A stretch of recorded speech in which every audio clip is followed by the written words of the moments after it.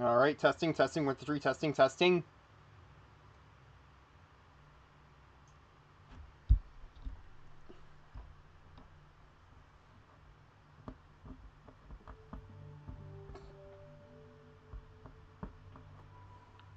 Alright, testing, 1, 2, 3, testing, testing. Alright, we should be good to go. And hello everybody, Grant here. And welcome to this weekend's live stream. Originally, I was going to stream myself playing some LEGO Jurassic World for PS4 and my PS5, but I wanted to actually watch the Jurassic Park trilogy, the original one from the 90s and early 2000s in full first, in order to better honor the passing of Sam Neill, the legacy of Sam Neill, who played Dr. Alan Grant in the first film, third film, and I believe Jurassic World Dominion as well. Back from DinoCon, good for you. But yeah, I'm going to just sort of ramble a bit back and forth about my thoughts on surviving Earth. Since the series recently concluded with its final episode 2 days ago, when America flooded. But I'm going to go in the order of when the episodes were released. And now I think about it, maybe doing a Zoo Tycoon 2 stream would have been better with mods, but what can you do? But for now, excuse me. At first, I'll just talk about my overall thoughts on the series. I didn't hate it. Also, but first of all, I won't... Something I should mention is that I'm actually not a really huge fan of Jurassic Park or anything like that, believe it or not. Despite my semi-obsession with the paleontological stuff. That's because back then I was a little bit too pompous about my thoughts on the series, of it being inaccurate with the Velociraptors and such, and now, looking back on that, that's just me being way too petty. Wait, is that like a stone texture or something? Or whatever. But yeah, I definitely do feel like I was being, too petty back when I was a kid with that. I think that was just why I didn't have much interest in it. Which is why I want to sort of correct things now and get a bit more into the Jurassic franchise here and there.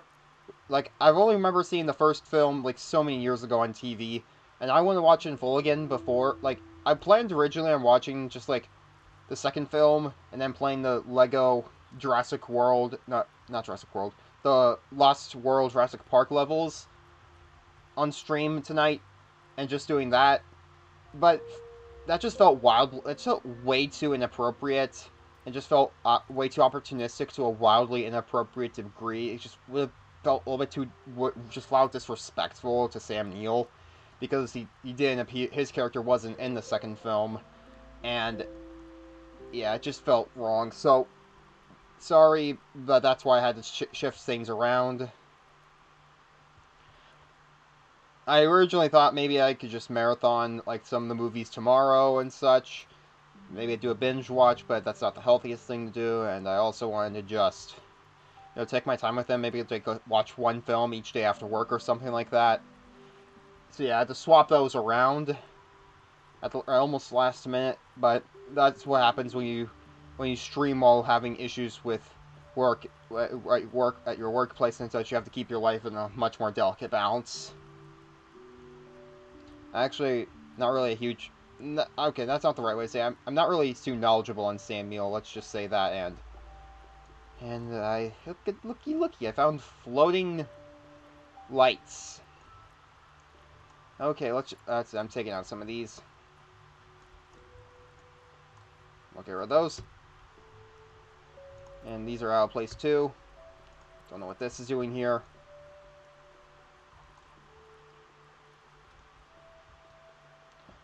I'll keep these colorful bathrooms, though.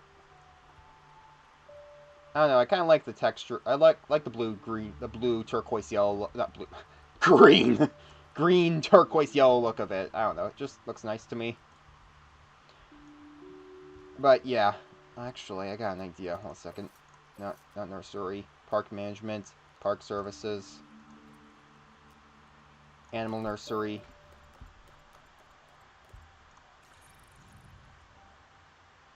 The game is that, unlike my last two streams, this game here, Prehistoric Kingdom, is actually running better at least. So that's a huge relief. But yeah, I'm thinking I want to start working on some exhibit species like Tiktaalik here. Weirdly enough, there was never a Devonian episode for like either Devonian extinction surviving Earth. Spoiler alert, but yeah, because that's the only Paleozoic species I got, and there were 3 episodes that were set during the Paleozoic. Well, oh, yeah, Diplocalus. This guy did appear in Surviving Earth.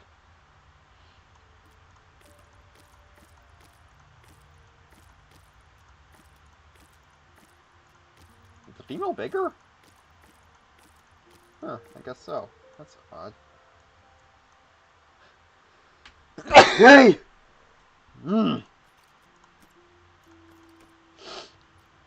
Sorry. Oh yeah, it's also Dictodon. I might as well start talking about the first episode now, when the Earth burned, which basically which. Now I want to briefly describe how the show's format works, and that like the main segment is like right before or during the mass extinction, right before and during the mass extinction. In the main period of the segment that lasts for about like, I'd say like 3/4 of it. 3/4 of the episode is that, followed by a brief epilogue sequence showing the animals soon afterwards, like the surviving taxa and their descendants, or the descendants of surviving taxa and so on. Sorry, my shoulder now hurts for some reason. Gotta rotate that a little bit. Gotta stop slouching.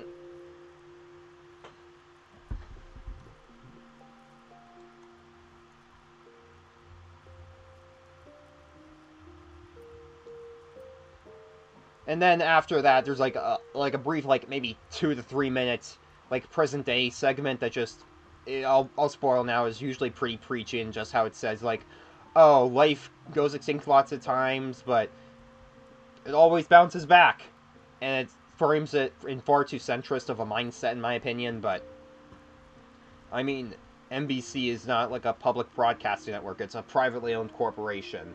Rather, it's a privatized corporation. The profit mode there is unfortunately going to cause some of those problems. But anywho, the first one, when the Earth burned, that is, set during the Permian-Triassic mass extinction, the Great Dying, with an epilogue in like the Middle Triassic. And I'm going to be honest, out of the episodes, this is easily one of the best, if not the best, and it's not even all that close. It follows mainly Inostrancevia, the largest of the Gorgonopsids, as the main character. They're sort of portrayed almost like lions in terms of social behavior, which I'm not entirely sure about. But for a group of like very mammal-like synapsids,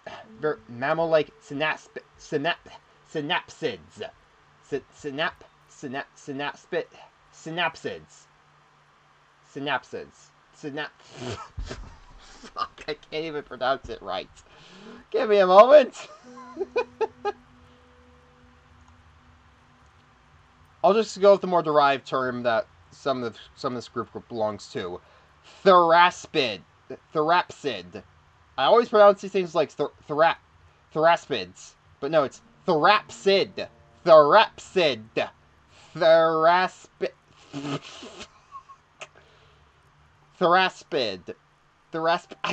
No, it's Therapsid. That P and S I always get mixed up. But yeah, Therapsids. That's better.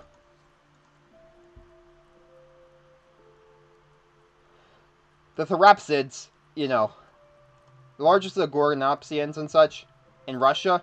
Now, I must mention that the formation that Inostrancevia mainly comes from, at least most species, the ones in Siberia. If I just look this up real quick.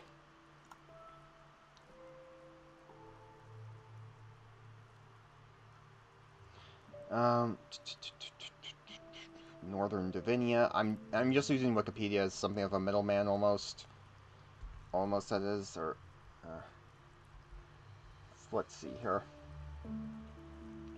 Well, I might as well put. Let me find something a little bit Um,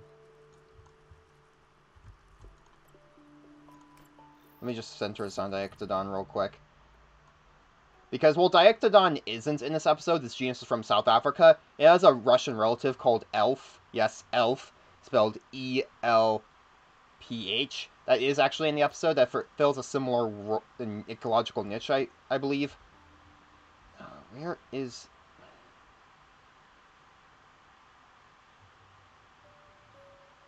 No, not Karoo.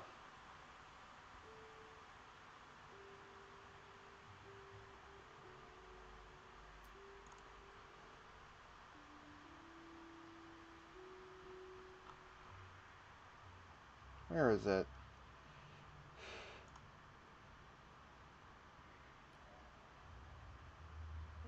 Here we are. Salarevo Formation. Now that, according to the Wikipedia listing at least, which you might want to take with a grain of salt, goes from 64.28 to 250. Okay, 264.28 to 256.8 million years ago, whereas the Great Dying occurred around 252 million years ago. However, Innostrensivia does seem to come from the upper layers of that formation, and I do have a bit of a rule where, like, in the case of, like, because of how deep fossilization works in deep time and such, if a genus or something like that, or a species, is, like, found, like, close enough to that boundary, even if it's not right before, like, say, up to 5 million years prior to that extinction event, then I can see it being around, or at least something very, very, very close to it being around at that time of the extinction, with this said name genus being close enough. You know, so that's why I think it works with the likes of like, for example, you know, Elf, like, so that's why I think, like, this formation, or at least remnants of it, could have made it to the Great Dying. So I won't entirely call that an inaccuracy in and of itself. Granted, I do think there is some other Permian fauna one other species, some other Permian fauna they could have had in the episode without overextending the budget. At least one species I feel like that could have worked. Or something along those lines. But yeah, you know, like When the Earth Burned has, you know, Innostrensivia, the big Gorgonops, the big... great. The big Gorgonopsid, Scutosaurus, the Pariasaurus, Suminia, which is a sort of arboreal, almost monkey-like Therapsid, and such. And then, yeah. However, none of those are Archosaurs, or Archosauromorphs even, whereas, you know, the Middle Triassic segment, that's set, like, 242 million years ago, like, I feel like what would have worked really well is if Archosaurus was featured at least as, like, a cameo in the late Permian segment to sort of serve as sort of like a through line, or like a sort of like a connection, like a connecting creature, if you will. Like, the narration could have showed, like, Archosaurus, you know, weathering the mass extinction, and then cut to, like, 10 million years later. Whereas instead we got, like, the Dongasuchus and such, which is a much more derived Archosaur, and that just feels something, in my opinion, just feels really... I just feel like the two segments themselves are actually both really good. They're both really well done. It's just, I feel like if there was a through line, like maybe not through line, but like better connection between the two, then this probably would have been one of the greatest. Probably be not. I mean, out of all the episodes of the show, out of all 8, this one's probably the best. It's still great, but I feel like it could have been near perfect had there been, like, some kind of genus like Archosaurus, which was also from Permian Russia, late Permian Russia. Not the same formation, but pretty damn close enough, you know? Or something, or in similar species. Or if they really want to be even closer, even more accurate, preferably, they could have gone something in, like one of the assemblage zones in the Karoo Basin in South Africa. They could have gone something like that, too.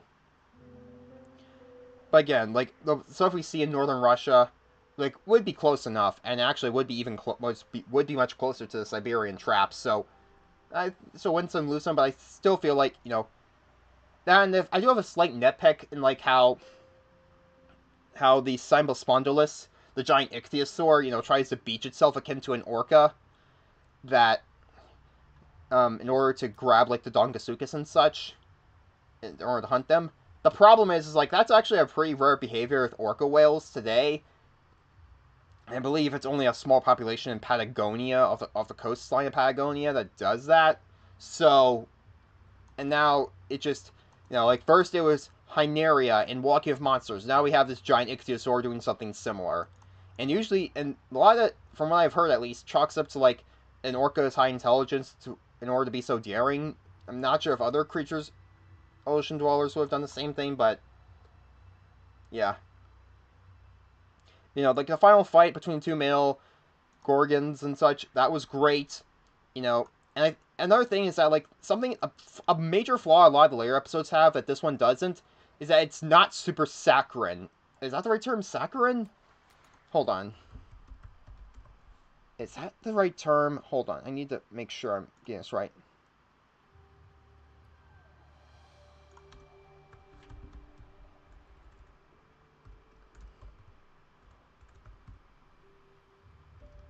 The adjective. Okay, saccharine. Yeah, that's the term, saccharine. And that, like, okay, I mean, I'm a little bit. Okay, I'm kind of overblowing the whole thing about it being saccharine, but, like, later episodes will have certain scenes of, like, animals living through injuries that they really shouldn't be able to. And such. But, yeah. So, like, yeah, when the Earth burned, I feel like that there could also be a minor pacing issues here or there. But from what I remember seeing it, when I remember seeing and such, I think it does a great job. Like, most of the issues, aside from that lack of, like, a proper linkage between the two segments, like, are otherwise relatively small, nitpicky almost. So yeah, I feel like this episode would probably get a 9 out of 10 from me. It's great, and had they just, had someone like something like Archosaurus in a Permian segment, would have nearly perfected it. But, yeah. So that's good there. And now with that, I will briefly take a break and start doing some construction work here. Let's see here. Let's go to... Snow? Actually, hold on a second. A shopping center is inaccessible. Where's the shopkeeper here?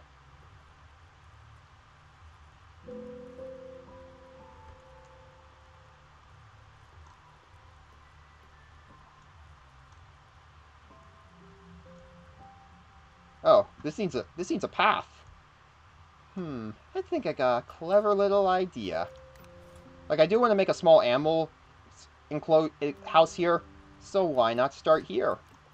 Stone path. Split stone. Modern cobblestone. Asphalt. Here we are. Right there. Something simple like that to start off.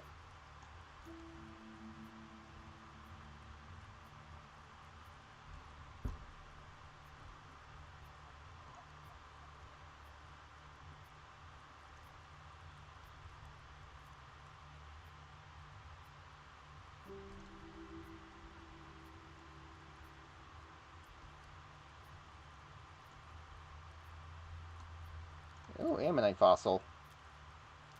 No cashier, can't serve guests. Not one there, not one here. Okay, then how do I...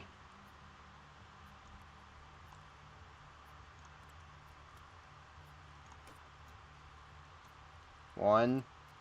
Okay.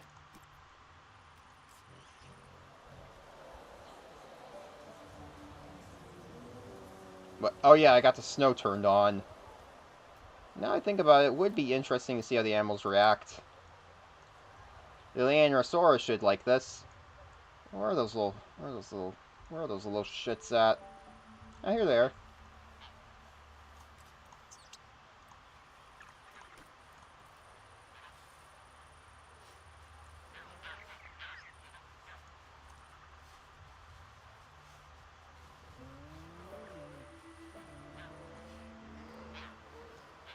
Mako-chan, look!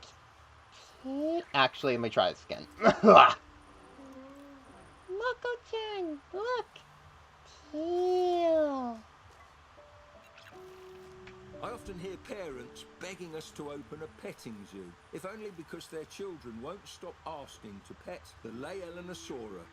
Personally, I've found these dinosaurs to be rather skittish, so I don't think they take well to flocks of children grabbing at their tails.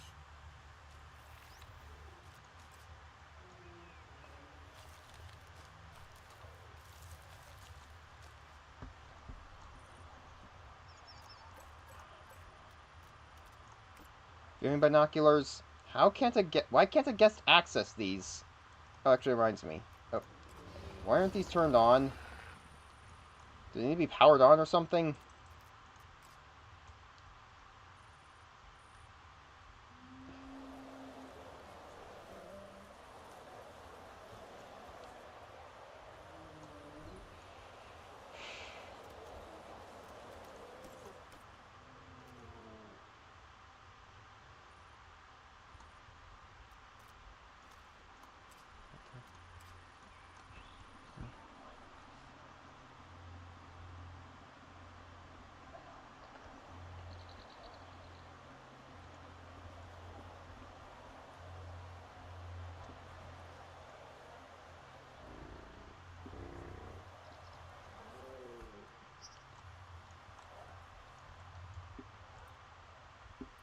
Okay, so they stay powered on, the signs. They stay powered on all the way through here. Alright. That one stays powered on.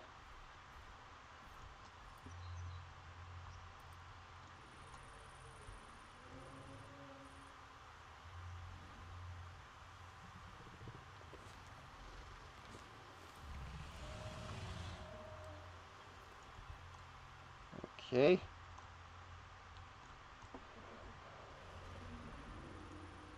Okay, let's play around with this a bit more, actually. Weather wispy forecast. Overcast?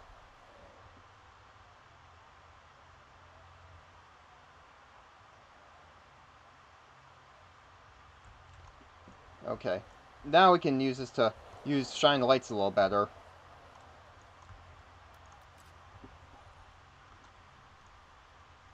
Wait a minute. Those dandelions? Okay. Anywho, lots going on. I might as well take the opportunity to now talk about my thoughts on the next episode after this, When the Climate Broke. Which, it actually covers the Carnian Pluvial period, which I'm not super knowledgeable on. I actually first learned about it via the PBS Eons video on it many years ago. But, in order to get into that a bit more, let me just find a fitting animal to show on screen. Conservative, Coelophysis. Yeah, close enough.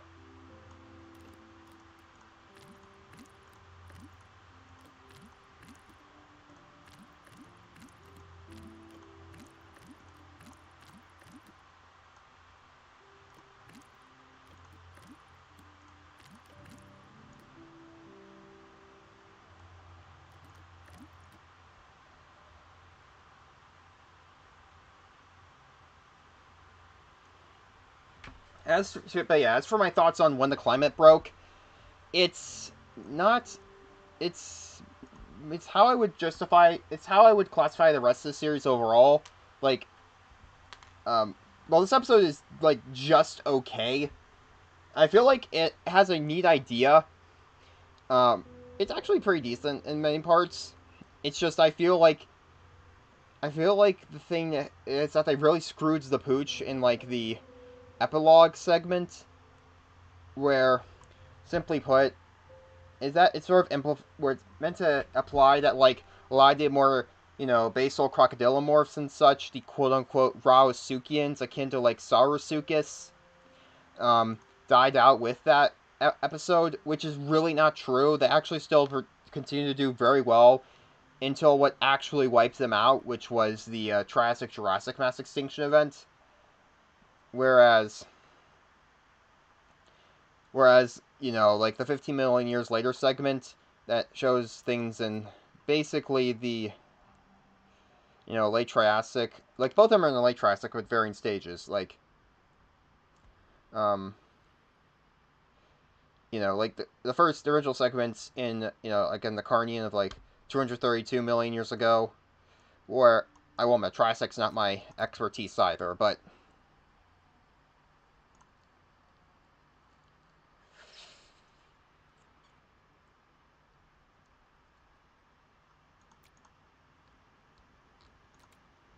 yeah, so like where like the epilogue segments during the Norian epoch around 217 million years ago, while the original segments 15 million years prior in the Carnian and such. Like the Rhynchosaurs, now I know the Rhynchosaurs, they largely died out. They largely died out due to the Carnian pluvial episode. I'm pretty sure.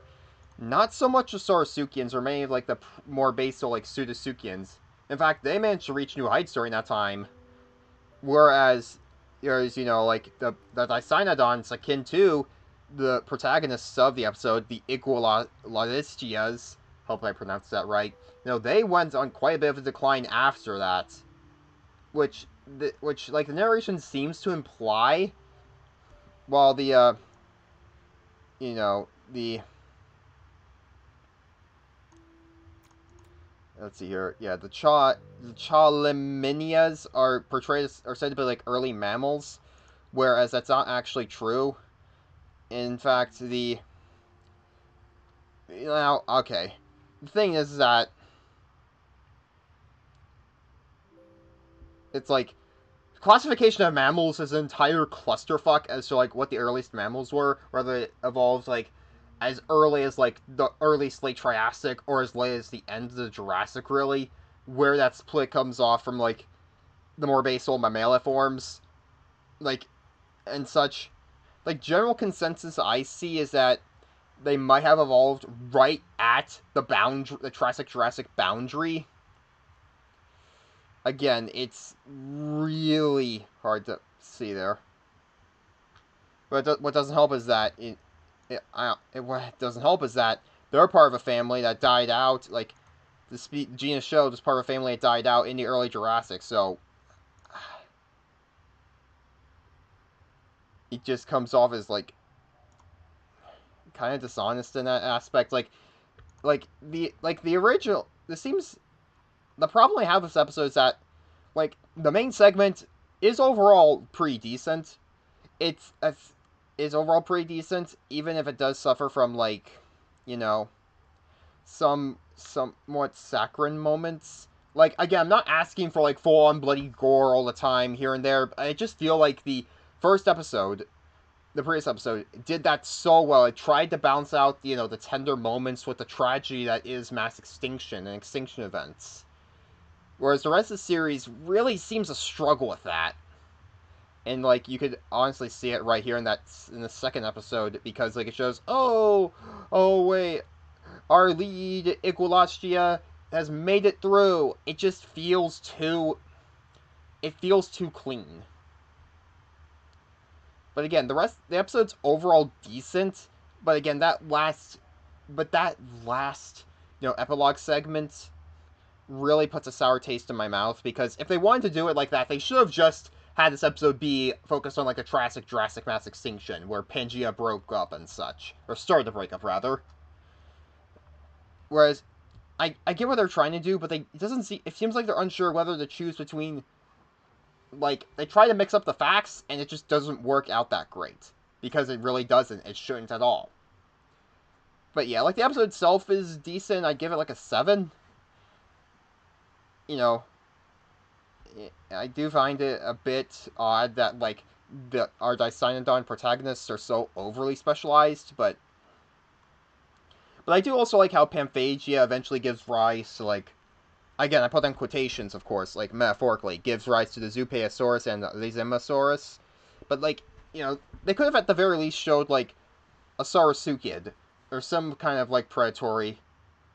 Maybe have like the Zoopeosaurus and like a Saurosuchus relative fight over the corpse of a Sauropodomorph or something like that. You know, something that's simple. Now I think about it, if we're talking about late Triassic, I could also have it be Plateosaurus here. pretty sure Pliosaurus is here, right?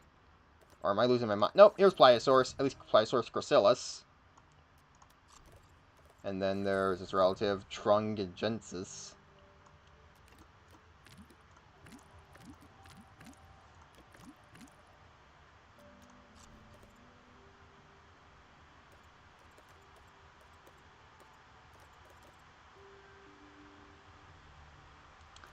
But yeah, like, again, the story beats in it are actually pretty solid.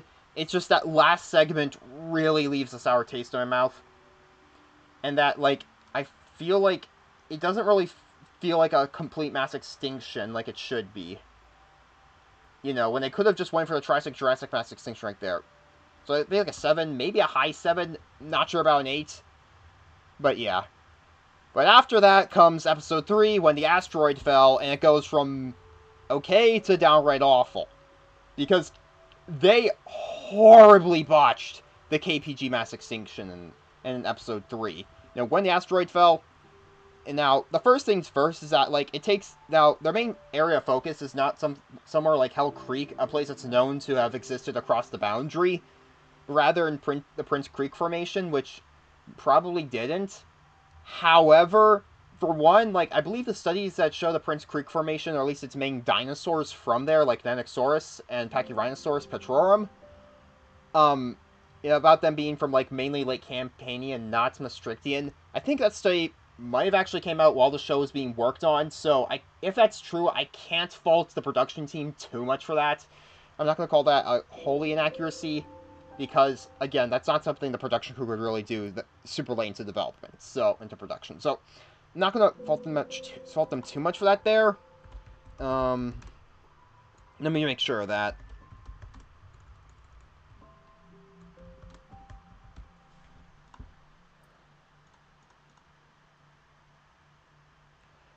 Okay, let's see here. Because I know the formation's actually from Campaign to Paleocene age, but I need to make sure that... let's see here.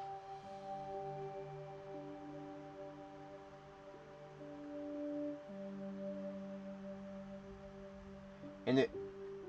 only complaint doesn't include T-Rex and Triceratops. Yeah, like, Hell Creek would have been a no-brainer, but I actually like how this episode does... The one thing I do like is that this episode doesn't focus on Hell Creek, because it gives an opportunity to show another formation, like, that existed across the boundary, and hence see how its changes occurred. The problem is that, like, many of the most iconic fauna from this ecosystem are not from, like, the late Maastrichtian or even early Maastrichtian.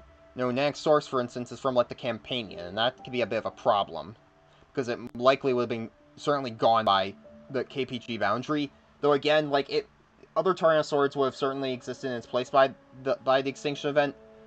But me personally, like, and I also feel like, I'm pretty sure, like, Tim Haynes, and we'll get to him later. Trust me, we'll get to the elephant room involving him later. He did say he wanted polar dinosaurs, but I feel like there was another formation that would have been a much more original and better pick for this, if I can find it. It's literally on the other side of the world, practically. That being the Lopez de Bertondano, the Lopez de Bertodano Formation from Seymour Island, Antarctica, which did actually exist across the KPG boundary. You know, like, it doesn't have a ton of... Its main claim to fame is actually not non-avian dinosaurs, rather being the home of, like, Vigavis, a very early, species of waterfowl, or at the very least a relative of them, which might or might not, which might have made it across the boundary. We're not entirely sure, though recent studies show that it might have actually perished in the mass extinction, but it's confirmed that its family did make it through the extinction event. Like, the Vigavids as a group themselves did make it through the extinction, as shown by Australornis in New Zealand. Again, I'm just going off of Wikipedia listings, which might not be the most reliable source, but I'm not going to dig super deep into the scientific journals in the middle of a stream. But just to give you all the basic idea there. But we do have stuff like Megaraptoran remains. So, like, they could have easily pulled, like, Mayeep from, like, the nearby Argentinian Trovarillo Formation. Like, because of how similar similar ecologically southern Argentina and Antarctica would have been around that extinction event. So they could have possibly taken a few species from nearby Argentinian formations. and placed him in to fill in the roles. Like, I feel like that would have been... But I feel like that... It's just such a missed opportunity there, but that's the least of this episode's problems. What makes it so much worse is that it literally omits one of the main factors of the KPG mass extinction, at least during its early phases. Whereas, where, you know, like, about, I believe, like, an hour or so... Give me a moment while I type it up. Just give me a sec. Where is it? If I can recall correctly, and according to some accounts, like artistic accounts... Just give me a second. Yeah, I'm going to be honest. Yeah, I do agree that, like, Last Day of the Dinosaurs from, like, 2010 honestly did this so much better. Portrayed the mass extinction so much better. I think it just might be an issue of just, like, again, the producers just playing things, like, too safe to a saccharine level. But this is mass extinction. You want things to go all out gory. Okay, not to, like, Jurassic Fight Club levels, of course, but, like, show it how it naturally is. Tragic, horrific, but a natural part of, you know, biology, if you will. So that would be something... So, like, as little as, like... hold on a second. So maybe as, like, little as perhaps... As little as, like, perhaps maybe 20 to 30 minutes after the asteroid hit, tektites, these tiny little pieces of superheated volcanic glass and rock, you know, from, like, Earth's deep crust and whatever, superheated and such, they would be raining down across most of, if not all, the world, at least to varying degrees across the globe, igniting global, or at least near-global wildfires. We see none of that in, like, this episode. Granted, Alaska wouldn't have been hit as hard as, say, Montana, but you could have at least, at the very least, showed one measly wildfire in the distance occurring in the episode, like, and, like, or maybe have, like, a tiny scene where, you know, maybe, like, the meteor showers, it's not really a meteor shower, so to speak, because it's a lot of ejecta launched from Earth's deep... It's a lot of stuff launched from the inside the Earth, heated material from inside the Earth, out into the wider atmosphere caused by the asteroid impact. So I wouldn't really call it like a meteor shower, so to speak, because I don't think that's a really good term, but yeah. In fact, let's just look around our Hell Creek herbivore enclosure to make sure, just so we're staying on topic, if you will, visually.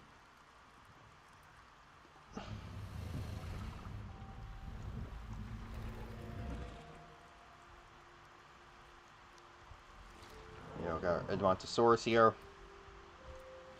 Actually, now I think about it, it would actually be better to put this on pause and go over to here and show the species that actually was from the Prince Creek Formation, even if it probably didn't make it to the KPG boundary, I think.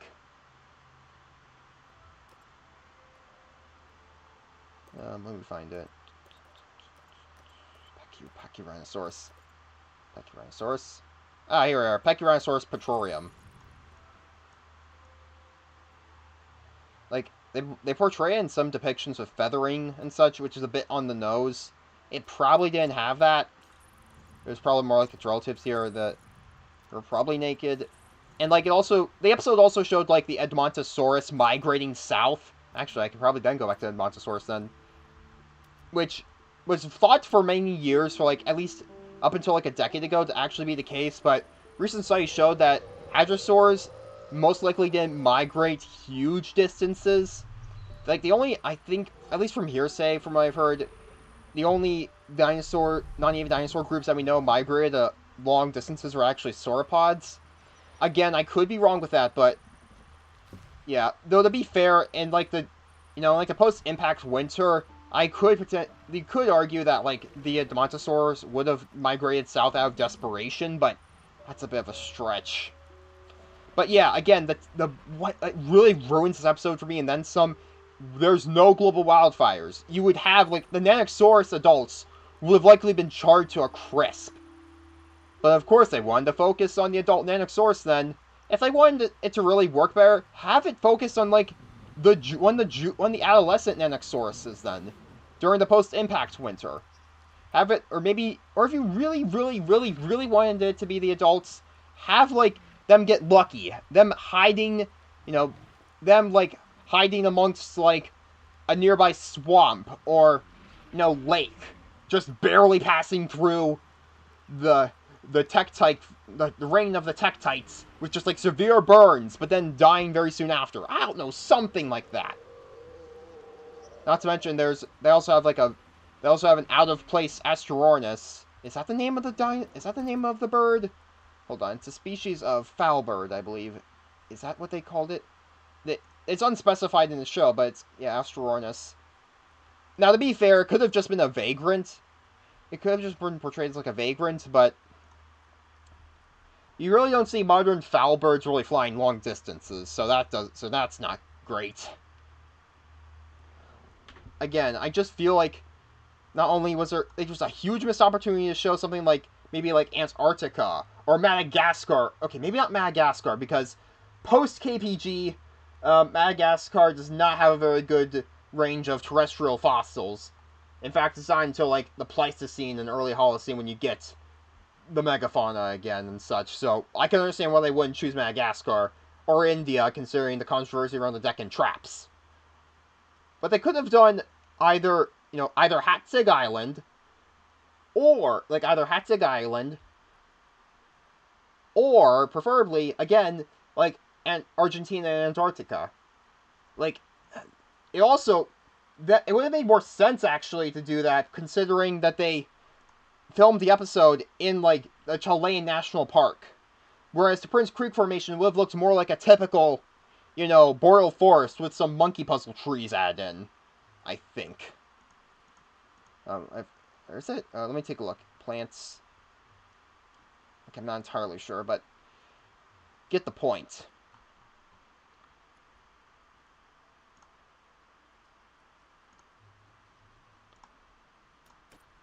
Anyway.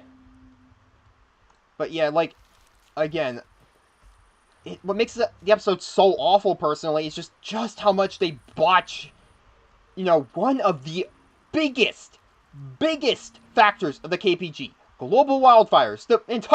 Most of the Earth's surface, at least most of it, would have felt like the inside of an oven set to broil. We're talking about dinosaurs being cooked alive. Not metaphorically, like, oh, it's so hot out here. They're like, oh god, I'm burning alive! I would have changed my expression to the angry expression, but I can't figure out how to do that right now with the number keys I have should be able to do that. Give me a moment.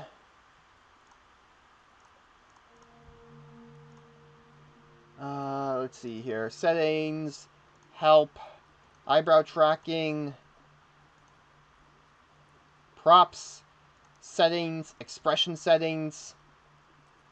Oh, that's why. They changed the hotkeys. Must have been part of an update.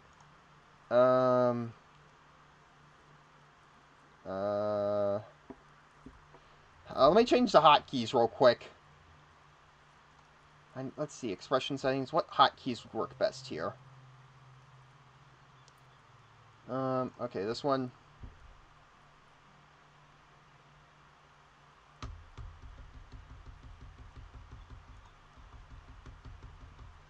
Press hotkey for neutral.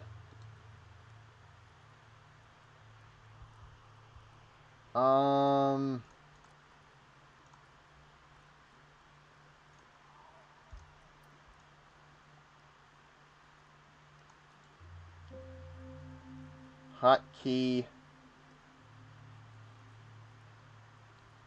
Okay. Control Shift F1.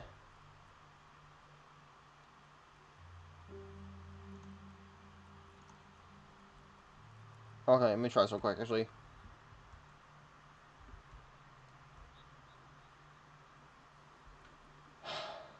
Okay, I'll just go with this, then. It's just ridiculous that they would botch it that horribly when we have tons of evidence at the boundary. And again, like...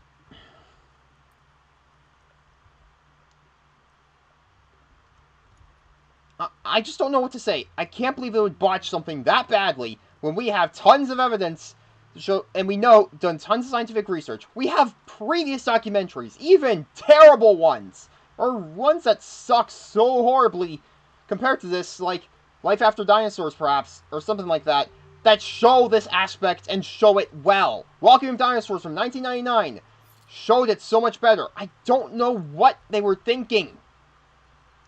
Again, this is one of those times where I do have to say, though, please don't go harassing anybody who had a part in the production of this show. Oh, do not engage with media while being a toxic asshole. Rather, the creators of media, you get the point. I know I shouldn't have to say that, but this is the internet we're talking about, and people can get very cruel to an uncalled for degree. Oh, fuck, I can't believe I have to keep on saying this. Back to what I was talking about. Anyway.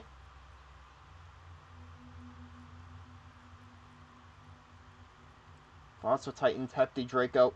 Actually, that would have been another good pick, actually, now I think about it. It actually would have been a good choice to show, like, the massive tsunamis and so on. You know, like, let's see, Tepti, Draco. Hold on a second, I need to see the, like, yeah, Morocco. Yeah, Maastrichtian Morocco. Hold on, I gotta see, like, what? I know it was showed in Prehistoric Planet. Where's Tepti Draco come from?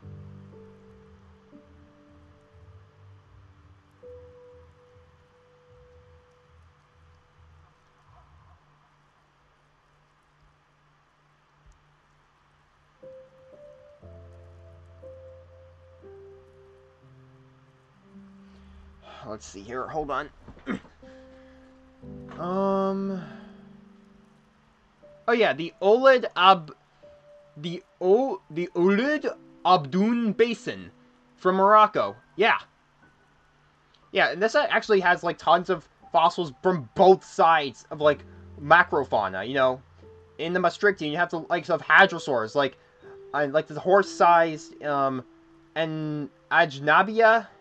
Yeah, Ajnabia, which was about the size of a small horse. You know, you also have, like, large abelisaurs.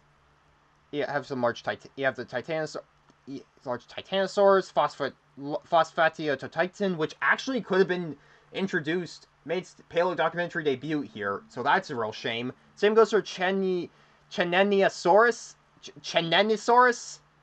Yeah. Again, like, they could have done so much there, when I think about it. Again, they could have done that too, because, like, after that, you know, like, after the mass extinction, you know, you have the likes of, you know, they could have showed, like, a Dryasaurid, you know, like a typical Dryasaurid, as, like, the survivor of the mass extinction, as the one to prevail. That would have been such a good pick. God damn it, why didn't they, you know, and then, like, you know, after the mass extinction, you got mammals like various Afrotheres, you know, the group that contains elephants, and even hyenodonts. God damn it, that would have been a good pick too. Then again, it wouldn't have been very polar, but still. Again, when you miss the mark, it feels even worse. Because with a documentary of a budget like this, they could have pulled it off. Granted, I'd argue that KPG is deserving of its own, like, at least 6-part series. Akin to, like, Walking with Dinosaurs or something like, or at least, like, 4 or 5 parts. Hell Creek, well, Surviving Earth focuses on just one location, so that really wouldn't have worked. Not Hell Creek, Mongolia, Morocco, but Morocco would have been a good pick.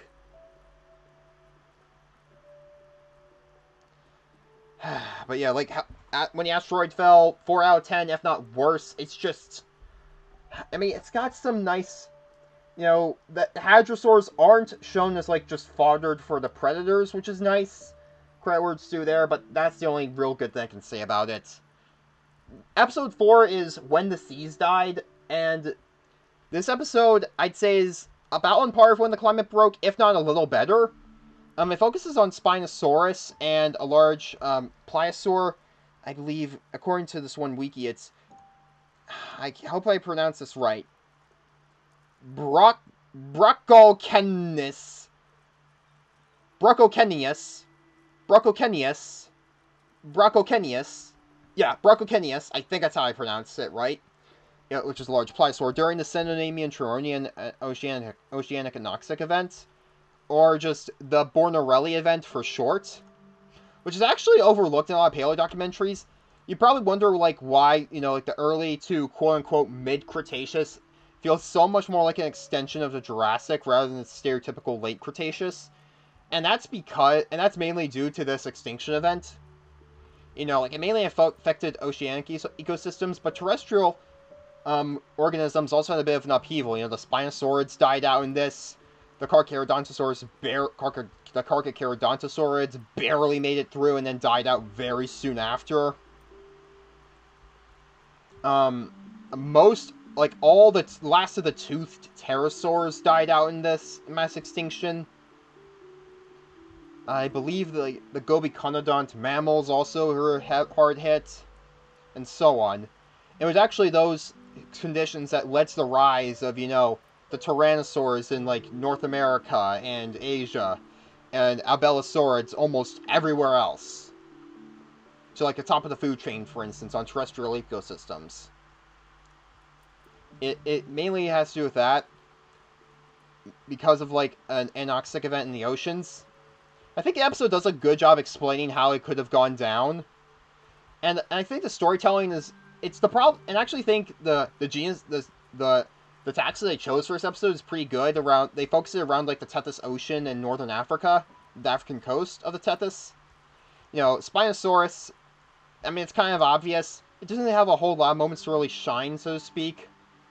And again, like, the most recent research shows that Spinosaurus might have been more of a wader, was likely more of a wader than a full-on swimmer, but then again, like, any day now, we could get yet another study changing that, flipping it on its head. Even with the new discovery of a second species, Spinosaurus mirabilis. Which these aren't. These are Spinosaurus aegypticus, clearly. Though, it would be nice if PK added mirabilis in a later update. But, I digress. Then again, Aegypticus lived closer to the sea, while mirabilis lived more further inland. So, honestly, there could have been small ecological differences there, but simply put, I do think that, like, their choices, and, like, have, like, a small mosasauroid, living a bit like a hybrid of, like, a seal and a marine iguana in terms of behavior was a nice choice. And, like, sort of foreshadowing the rise of the mosasaurs in the later late Cretaceous, and such. And the problem is that, like, this is an episode where its ending just feels like the ending of the main segment just feels, again, too saccharine. Well, okay, maybe not too saccharine. The mother pliosaur does die by the end, having been, tossed to the shoreline by, the currents, by, like, the giant tropical storm and hypercane and such. But the problem is the Spinosaur's mother is shown to have survived just, like, a broken arm. Whereas the way it's tossed around the water earlier makes it look like it was, basically fatally hit in the head. I'm sorry, I don't buy that at all. You could argue they might have been going for, like, a bait and switch or something like that, but no, I don't buy it for a single second. If they really wanted to make this work better, have both mothers die. Like, have just, like, only one of the Spinosaurus hatchlings or Spinosaurus chicks survive the storm by sheer luck, only for its future to be very uncertain, only finding food in the form of, like, the giant pliosaur carcass washed onto the shoreline, while the male calf survives the storm with, like, a broken flipper to be taken in by the pod, or maybe even forced to fend for itself in, like, again, an uncertain future, while, like, a bunch of, what were the mosasaurids called again in the episode? Hold on. Well, a bunch of, let's see here. Well, a bunch of Portonatosaurus, would have been, like, could have been feeding the mother Spinosaurus' corpse. Foreshadowing, like, the mosasaur's rise to power, so to speak. And the epilogue sequence there is pretty well done, but I feel like, similar to the Permian episode, a big problem, like the Great Dine episode, I feel like a big problem this episode also has is that there's not enough of a connection between the two. I mean, there is technically, if like the mosasaurs, they could have gone even further actually, because Ichthyornis is known to have survived this event. It, at least according to the Wikipedia listing, where it survived from like the Campanian from the Cinnamanian all the way up to the Campanian, so it would have survived that mass extinction. You know, it could have at least cameoed during the epilogue sequence. That would have helped out a lot. But again, I think what really brings the score down to like a 7 for me is just like the ending of the main segments just feels too clean. You know, like the way, you know, like the desperation on the mother Pliosaur, the mother um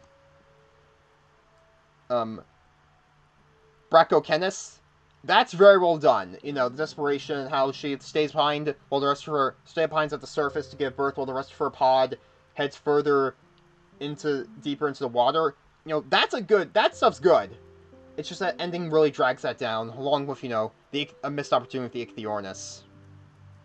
But yeah, you know, like the epilogue segment after that. And what do we have here? Look at Discord server real quick.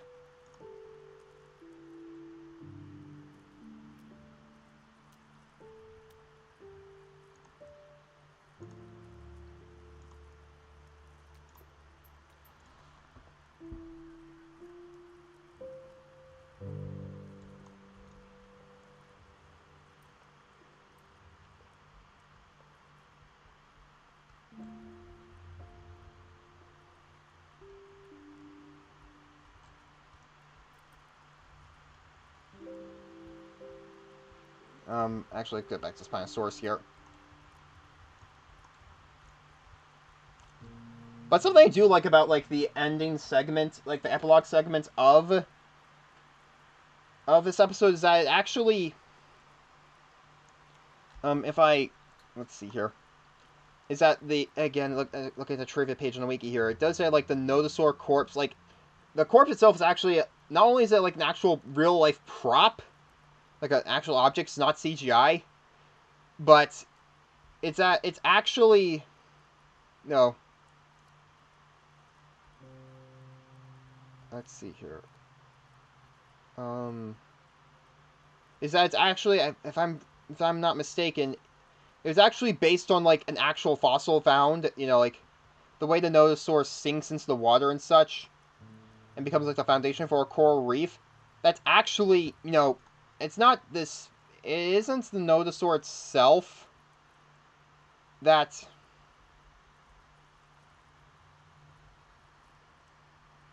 like, the Nodosaur itself, is actually, that's supposed to be meant somewhat, at least loosely, based on, like, a real fossil find of, like, an actual ankylosaurid, or ankylosaur of some sort that died, and then, became either part of a coral reef, or if I'm thinking about this correctly, let me see here for a sec.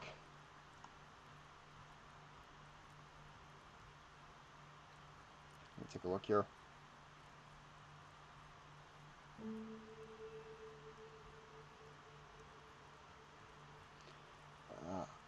I can't remember what it's called. Like, the Nodosaur,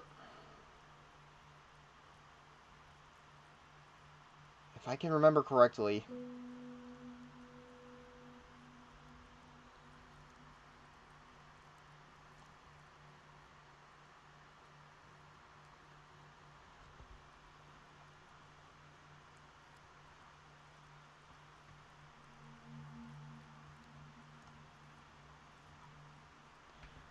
What was I thinking? It's called a...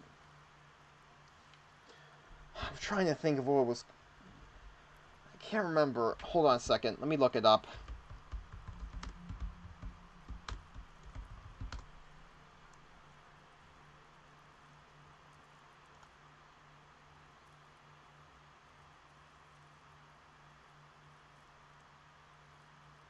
I think it was based on, like, it's maybe like a 110 million year old Dinosaur fossil, or... Okay, but it probably wasn't based on this, but it feels very similar. The Nodosaur itself is called... Let me see here.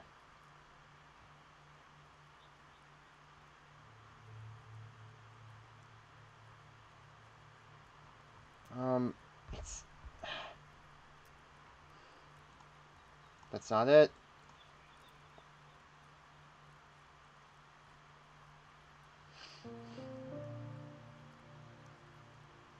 Why aren't any of these news articles showing the name?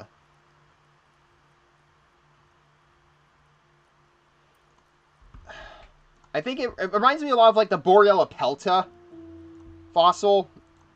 Is that what? Is that's gotta be what it's called? Yeah, it's not the. I'm pretty sure it's not the. Yeah, Borealis pelta. It reminds me of that and how how it sank to the bottom of the ocean. I'm not sure if it's based on that exact fossil, but you get the idea. And if that's like a reference to it, then that's actually a pretty clever bit. I'm not gonna lie, that's actually pretty smart. Not sure if like the Nodosaurs would have mourned their dead like modern elephants, but again, that's a good bit there. As for again, I'd rank the episode itself like a decent 7, maybe even an 8. But again, 8's probably a bit too generous because of just how saccharine that ending is of the main segment. Again, mass extinction is supposed to be have tragedy. It's supposed to be tragic.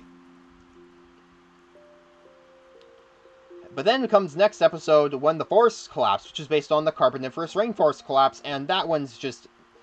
It's just bad. I'm sorry. It's just...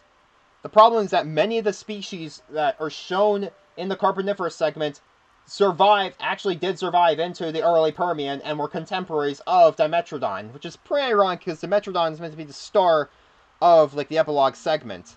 But, you know, Ariops. That guy was a contemporary of Dimetrodon. Arthropleura might have very briefly coexisted with Dimetrodon, went extinct around 292 million years ago. Again, I'm looking at Wikipedia listings, which is probably not the best source, but I'm just doing this on a brief whim. Dimetrodon was like, evolved like around 94-ish million years ago, 294 million years ago, so it might have been a brief period of existence. Massive griffin flies, you know, those guys, they survived and would actually survive up till the end of the Permian, I believe, in like very small numbers. Again, like, the end of the giant arthropods is no longer thought to be like just, oh, the oxygen levels plummeted. It was more due to a mix of that, aridification caused in the early Permian and then mid-Permian, along with competition from rising amniote tetrapods. That and the Dendromia being shown as like a caring parent, it's just a bit too on the nose. I know where they got the idea from because the fossils showed like Dendromia of multiple ages together. But again, that could easily just be an assemblage of bones of specimens together, brought together by something like maybe a drought or something like that. Again, like the end of Carboniferous, like the end of those ecosystems happened more in phases rather than one fell swoop like the KPG did.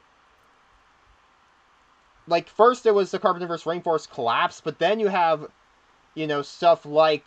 But then there was a second part of it where it's like at the end of the early Permian, where, you know, I think it was called Olson's extinction, if I get this correctly. Olson's extinction? Yeah, around 273 million years ago, which one of the casualties of that extinction was, I believe, Dimetrodon.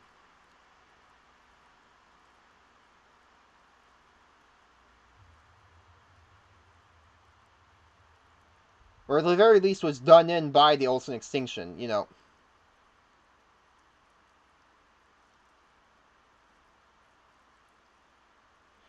And again, like, it might actually have been even higher, that part might have been even been more catastrophic than the KPG in terms of like a loss of amniotes or something like that. It's a bit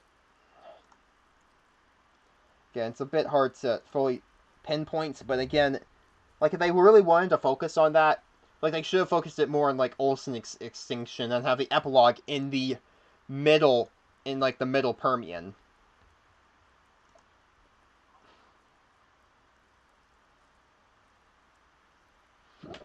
Excuse me.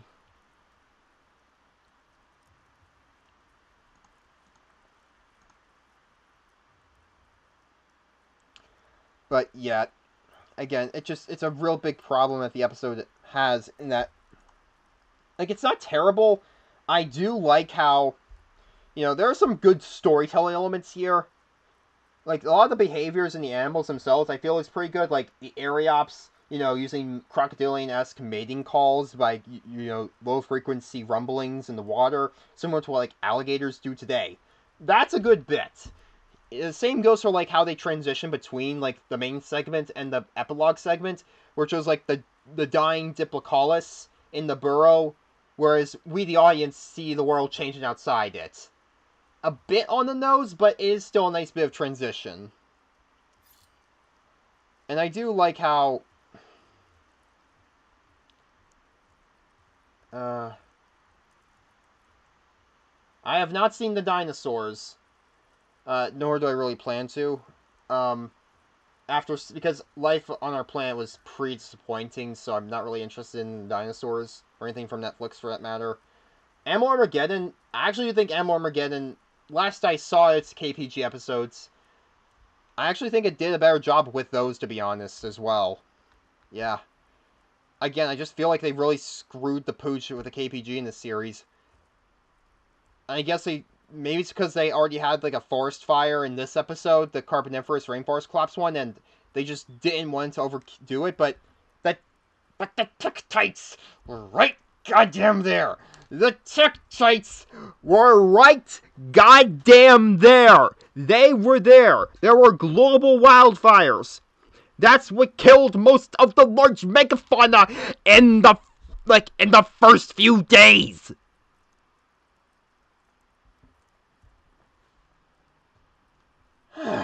Anyways, Ariops is from the Permian. Well, it's from the latest Carboniferous to the early Permian, but it would have been a contemporary of Dimetrodon. So, yeah, that's a big problem, too. Like, I do like how there's differences in the reproductive strategy between, like, the Ariops and the Diplocaulus as well, where the Ariops leaves their young to fend for themselves, while the Diplocaulus, looks after its eggs until they hatch. Again, that's good behavioral stuff, but again, much of this was going on in the early Permian. If they really wanted it to be like the deaths of like many of like these vast wetland ecosystems, then it would have been better to have it be focused on Olsen's extinction. The Carboniferous Rainforest Collapse was really more or less, at least from what I've seen, or from what I've researched at least, more like the phase 1 of like the first round of like that rising aridity and such. Sure, a lot of the flora got replaced, and, the giant arthropods were hit decently hard, but it was really the Olsen's extinction that really paved the way for, like, like the full end of, like, like the last end bits of those Carboniferous ecosystems. Like, they could have made this a 2-part episode, and it would have worked a little better, even, but I guess that's clear now how the show works. But, yeah. But again, I have a discussion stream planned where I do a bit of a presentation in 2 weeks in front of y'all describing how I would have rewrote these episodes, but again, that's in 2 weeks. I wouldn't really put it together and just, explain myself for it. Like, it's not something I'm going to practice or recite like I'm doing for a conference, of course, but you get what I'm saying. Yeah, we're now halfway. Actually, about more than halfway. But yeah, let's go back to Prehistoric Kingdom and just look around a bit. Let's see here. Again,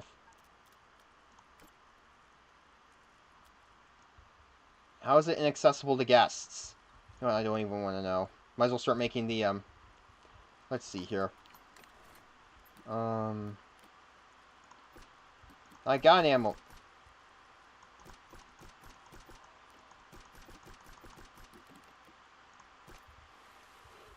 The animal nursery! It's so tiny! Baby nursery! Oh, look at the little nursery. And look at the big nursery. Wah. Anyway, this is like, yeah, medium, large. Yeah, let's just, Again, I wanted these exhibits to have a bit more of a naturalistic look and not be super cramped.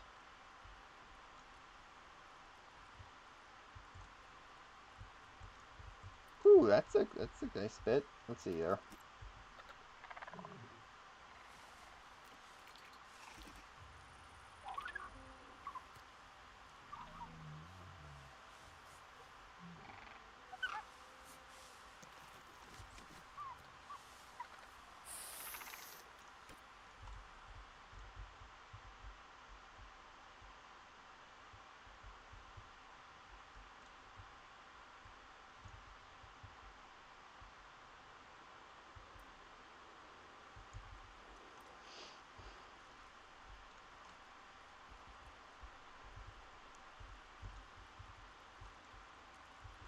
Oh yeah, I know what I was doing now. We gotta get the lights in here. Let there be lights! Anyways, let's see here. Ceiling lamps, ground lamps, wall lamps, ceiling lamps, ground lamps,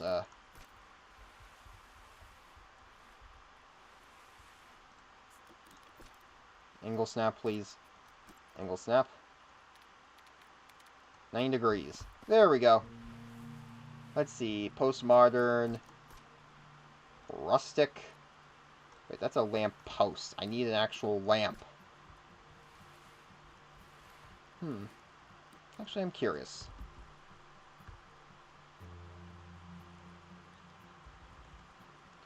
Okay. I think the rustic actually gives like sort of prehistoric park look to it, so let's go with that. Okay, let's just place them right here. Now, let's just, let's build some, let's get a light show going.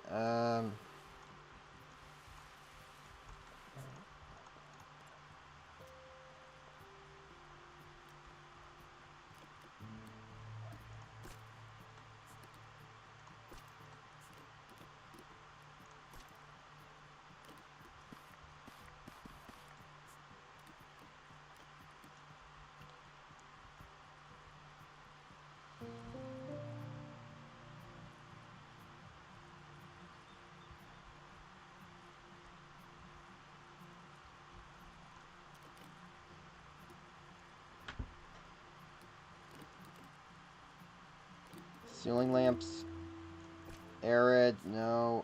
Rustic? We use... Actually, wait. I can't tell if that's an LED bulb or not.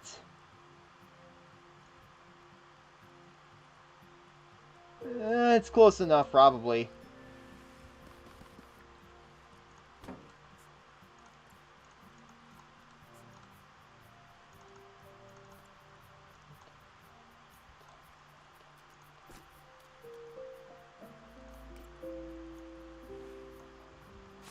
Oh, nope, nope, nope. Angle snap again. 90 degrees.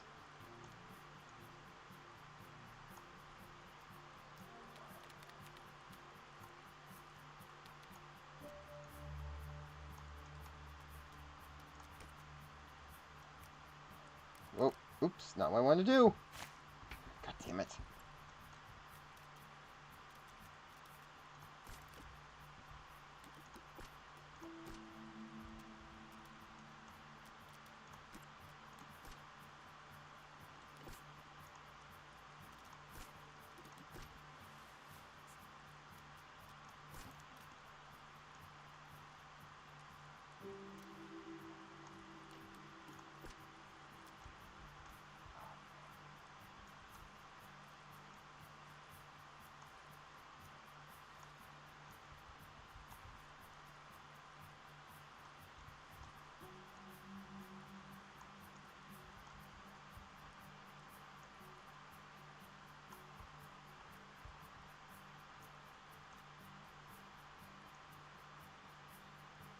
There we go. Again, something very simple like this. I don't think this could reach that. You know, something like that. Very simple.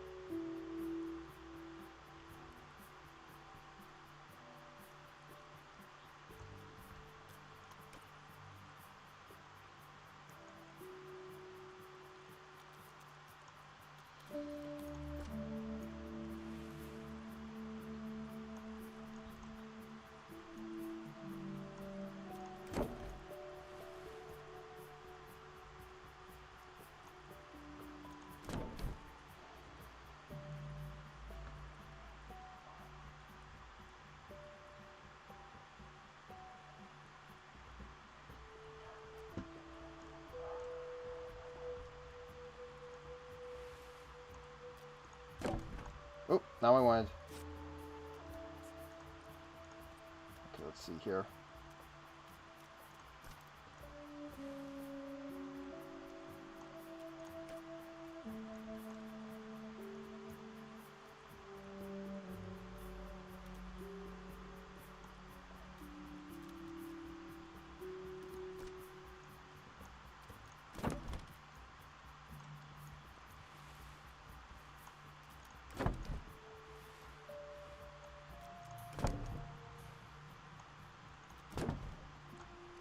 Alright.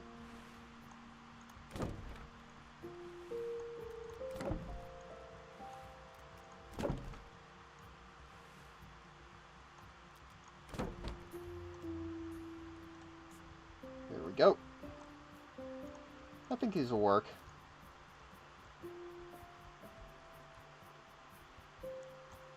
Again, I'll figure out the placement of these other ones in a bit.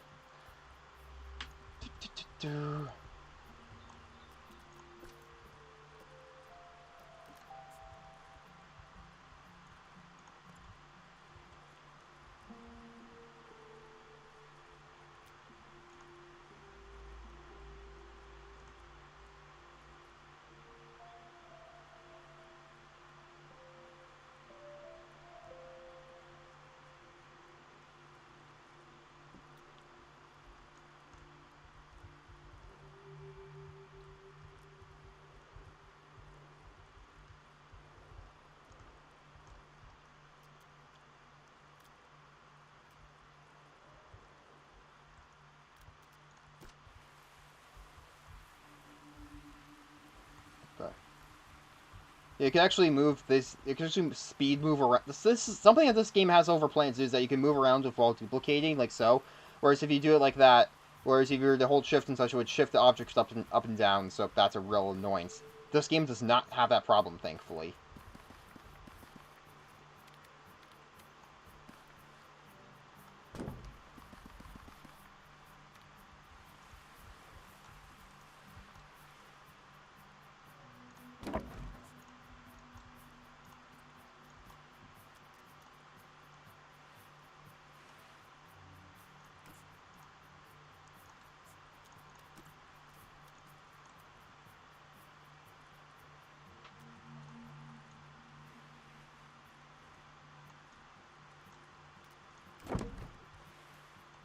That's not going to work.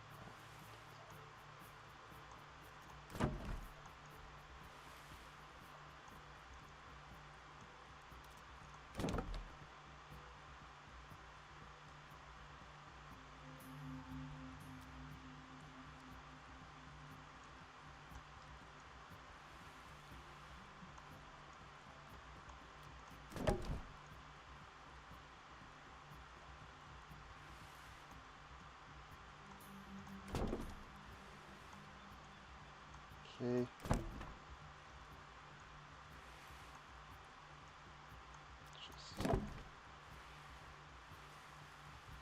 Let's see here.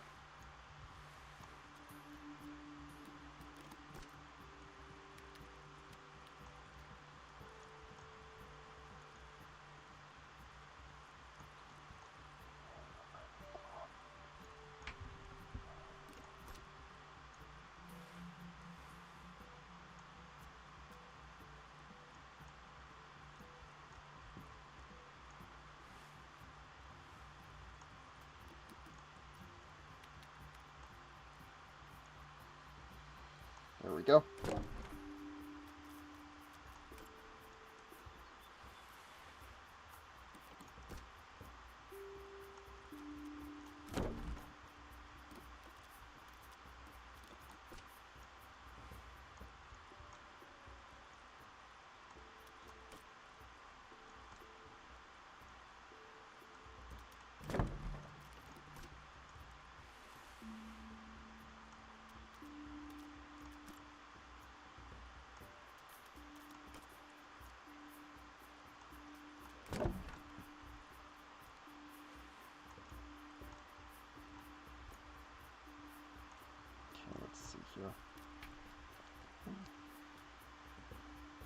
Oh yeah, Tim Haynes, Tim Haynes Pro AI comment at Dynacon.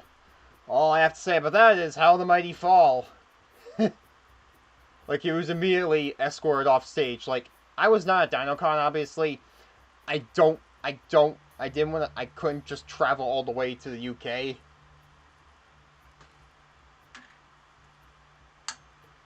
Again, it'd be nice, yeah. But, but, but I was like, uh, seeing, like, the mech quality of Surviving Earth, I guess I'm not entirely surprised. And my headset has a low battery, so now I have to take it off and charge it. So, sorry, but, I'm afraid you're going to have to deal with a bit of no audio for the time being. I'm going to just put these in for about 10 minutes. It's into my power bank.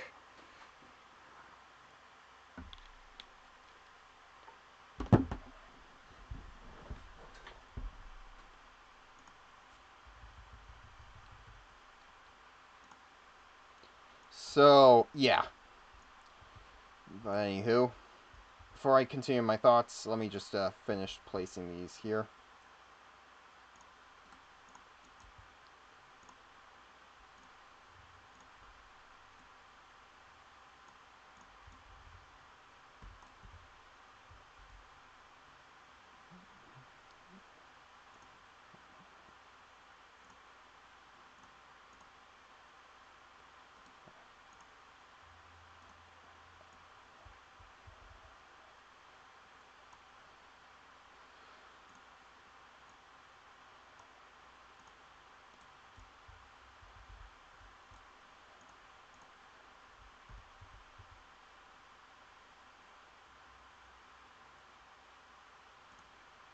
Alright, there.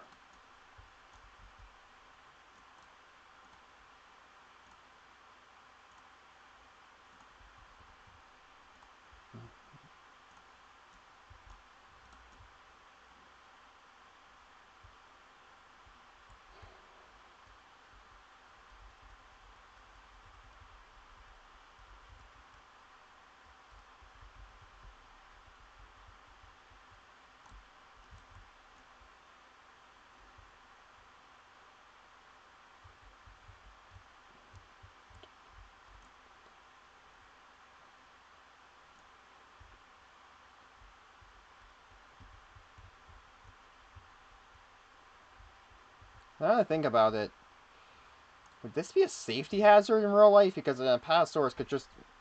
Would this be just tall enough to where an Apatosaurus wouldn't be able to accidentally bite a human's head off or something? Or just...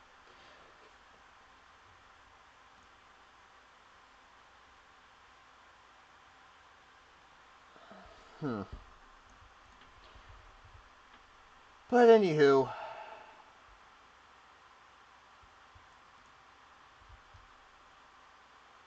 With that out of the way, I'll now get to what I think about When the Oceans Shrink, the sixth episode. Probably the best one. Might just be tied with When the Earth Burned as the best episode of the show. And that's because, like, because for one, it doesn't have any real saccharine moments. It plays things really straight, like it should. Well, it still integrates a decent story into it. Here, I've heard of it being akin to like Finding Nemo, but played much more straight, which I can kind of see that.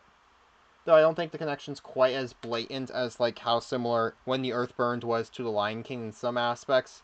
That still felt plausible and such. But yeah, When the Ocean Shrank does a good job with its accuracy and such. You know,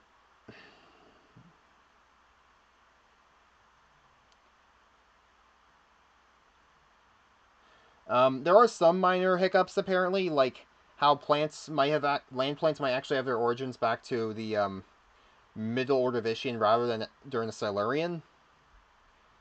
But yeah,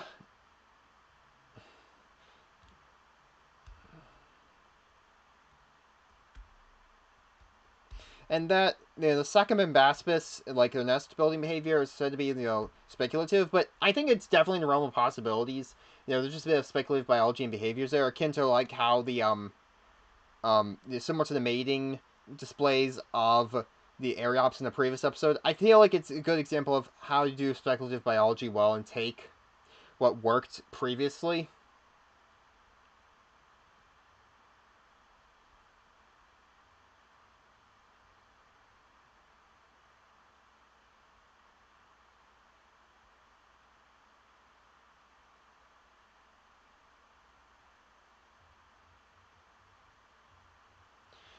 Then again, the giant orthocones having like a similar behavior to modern octopi and such, could be, like how the female solely guards the eggs without without eating or resting or anything like that until she dies. It being that far back could work, though again that's a little bit up in the air.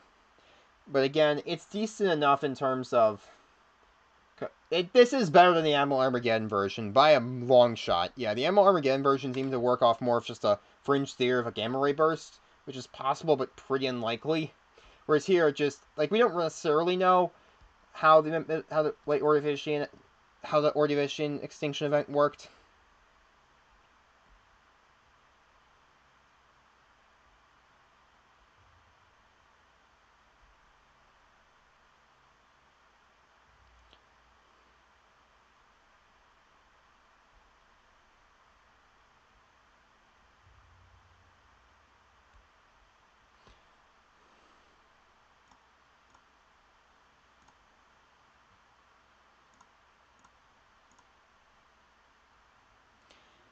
But yeah, overall, I do feel like this is probably in my opinion, second best episode behind When the Earth Burned. It's just my biggest problem with the episode is actually its epilogue sequence, where it's actually a pretty decent epilogue sequence. It's just that for one, there's the misinformation of terrestrial scorpions being descended from sea scorpions, which isn't necessarily true. Both Eurypterids and true scorpions did evolve in the water, but one did not evolve into the other, so to speak. Like the close relatives of like the Eurypterids are actually like horseshoe crabs. So like that and the Silurian was actually the heyday of like the Eurypterids and such, whereas the episode's epilogue really doesn't portray it that well. That and Prototaxides might have been a giant fungus, but now that's a bit more up in the air. I am admittedly looking at like some of the wikis in terms of their scientific errors and artistic speculation, but again, they do seem to link back to sources and such, so it's a scientific sources, so I do trust them overall. But overall, like the episode itself is well put together and solid. I give it like an 8, maybe even a 9. It's very well done. It's got, they don't make it super saccharine, but they don't make it super, brutal either. They just portray it as it is, and they show the tragedy of mass extinction. Although one nitpick I do have is like how, like as narration says, it like over 80% of life on Earth dies out. It shows like a CGI bit of like a dead Nautilus shell, like a orthocone shell, just dissolving in the dust, like Thanos snapped it out of existence. Like that's just way too on the nose and too fantastical in my opinion.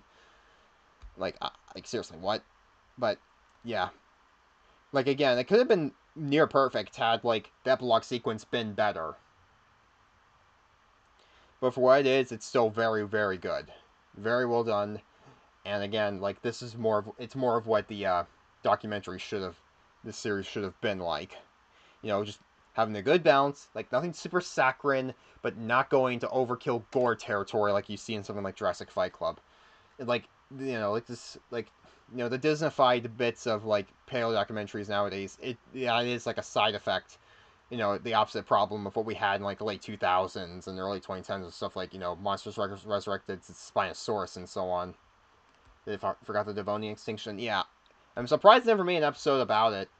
Like, and granted, the Devonian extinction, maybe it's because the Devonian extinction is more like in 2 rounds, and I guess they just didn't know how to portray in just like one episode. But they could have done something with that. I could have again made a 2-parter or something, but that's not the show's format, so I guess that was incompatible. pity. Yeah, but I also do like, you know, it also shows some groups that are still alive today, like the bristleworms. Like it, yeah. Again, I'm not gonna bring up a potential rewrite of each episode be in full. That's for like in 2 weeks, but yeah. Episode 7 is when the continents collided, and this is basically discusses like the Great American Biotic Interchange. The problem with this is that, well, there were a series of extinction events, small extinction events associated with this exchange. It was in various pulses over millions of years, starting from like as far back as potentially the Middle Miocene to like all the way up to the early Pleistocene. So like it feels like it's really a series that could be deserving of its own documentary series. And here it just seems to portray like the midpoint of like that exchange, where it's like, you know, the main segments in the early Pleistocene, whereas the hold on a second, make sure I get this right. Hold on.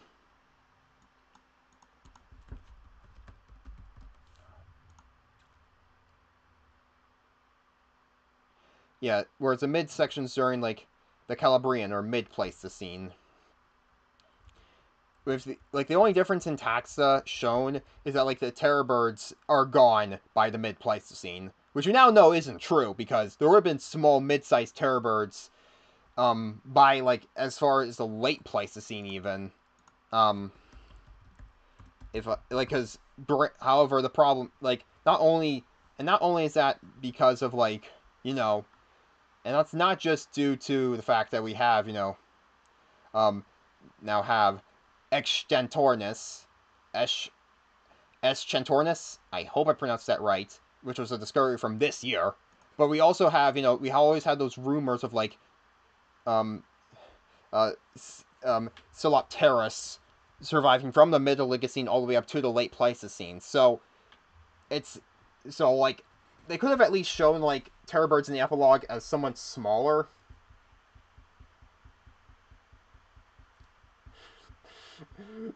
The terror birds! The terror birds! The terror birds are attacking! Run for your lives!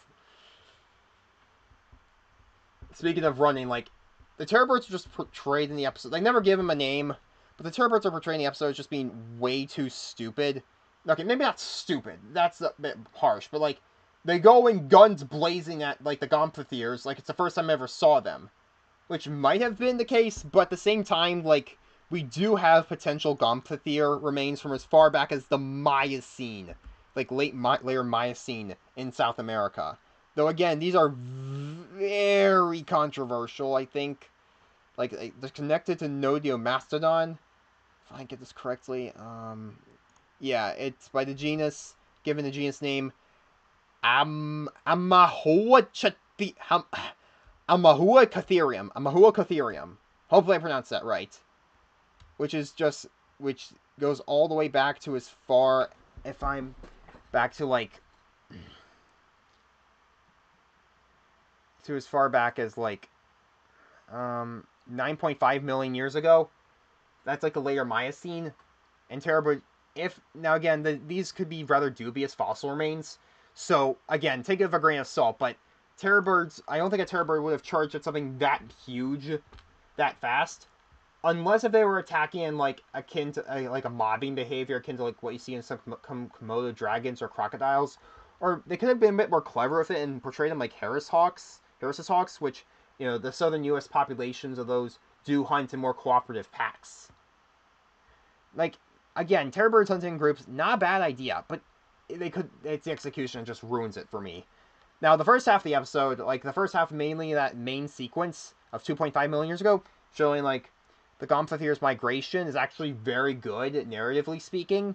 You know, it's not entirely saccharine. Granted, one of the, like, one of the Gomphothere calves getting washed out to sea only to survive by a sheer miracle. That's really annoying, but they do show the first matriarch dying due to wounds inflicted by Smilodon attacks the previous night. So, like a few nights prior, due to an infection and so on. So again, it's not entirely saccharine, unlike some other parts of the series that we'll get to soon enough. But it just, again, like this, again, the Great American Bionic Interchange just it feels like is another event really worthy of its own series because of just how long this time because of just how long it actually took.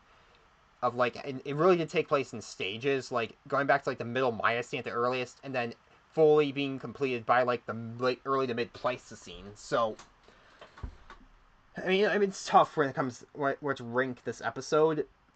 I'm gearing between either a 6 or a 7 because like the first half of the episode's actually really well done. It's pretty great, but then once the Gomphotheres, they're said to be Cuviorinus, but that species is from the early Pleistocene.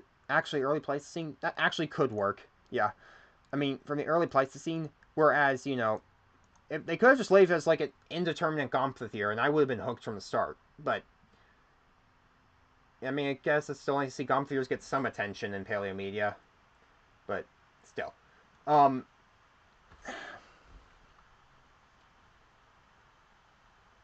it just they don't even identify the giant ground sloth as Erematherium. Though I do like the use of maned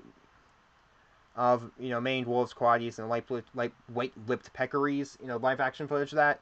That's a nice bit of mixing. Like it kind of reminds me of Next of Kin from Walking with Beasts of how they mixed their species, the live action acted modern species and the extinct taxa. Now I think about it, speaking of Walking with Beasts, like when the seas died, it basically feels like a mix of like Cruel Seas from Walking with Dinosaurs and Whale Killer from Walking with Beasts. When you really think about it, that's really what it feels like. Because like the Surviving Earth as a show, it basically has a lot of like themes of like just species trying to a mother or parent species trying to protect its offspring. It really does feel like a lot of that to the point where I do feel like it just gets a bit overdone. That's not the only part of nature and ecology. It's a big part of it, of course, but I think they just go a bit overboard with it.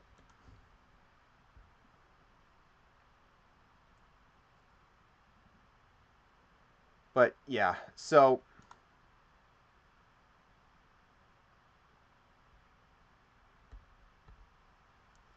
interestingly enough, like Forest Raucus, you know, it's a terror bird from the mid Miocene, and what's ironic about that is, that's when the Great American Interchange, like its earliest phases, began. So, like around that time. So that's a bit odd. Though I also do like how the Smilodon gracilis is shown to be like hunting in small prides or packs, but the Smilodon populator is shown to be solitary.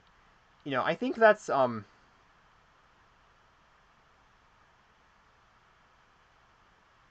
I do think that's like a nice attention to detail.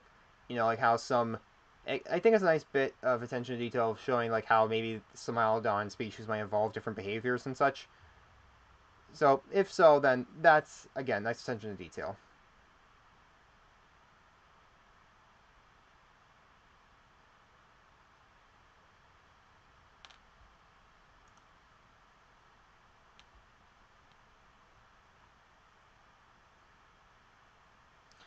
Now I think about it, they could have talked. They could have said the terror bird was like Devon Senzia. That could have worked decently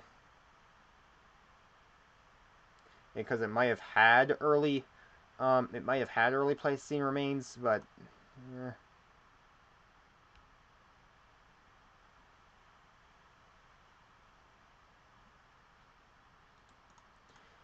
But anywho,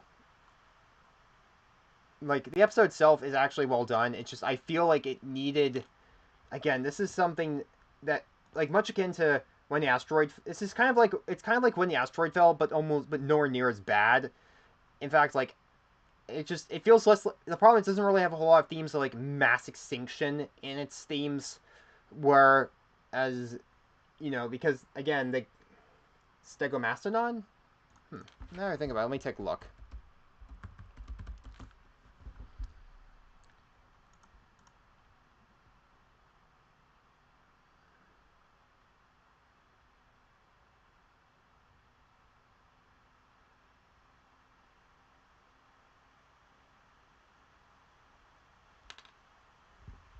Hmm. Maybe not. Probably not.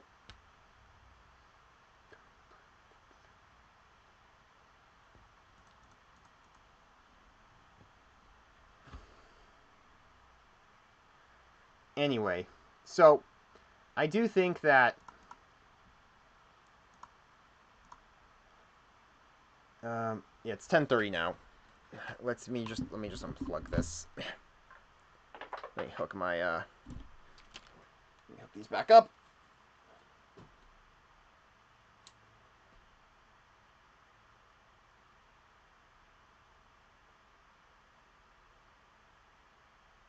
All right, let me just all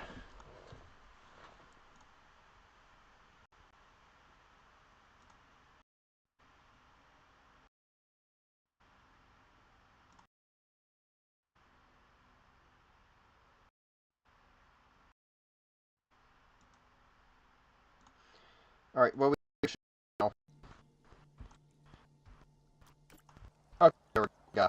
So, when the contents collided, it just it's a good documentary. It's a decent documentary episode, but it just again, it just feels like it doesn't. It just, but it's bad at showing mass extinction, so to speak. Because again, the Great American Great Biotic Interchange was in phases, like very gradual phases, over like an almost 10 million year period. Again, that's a series that could be really worthy of its own documentary series. Now I think about it, maybe that's another discussion stream I should do.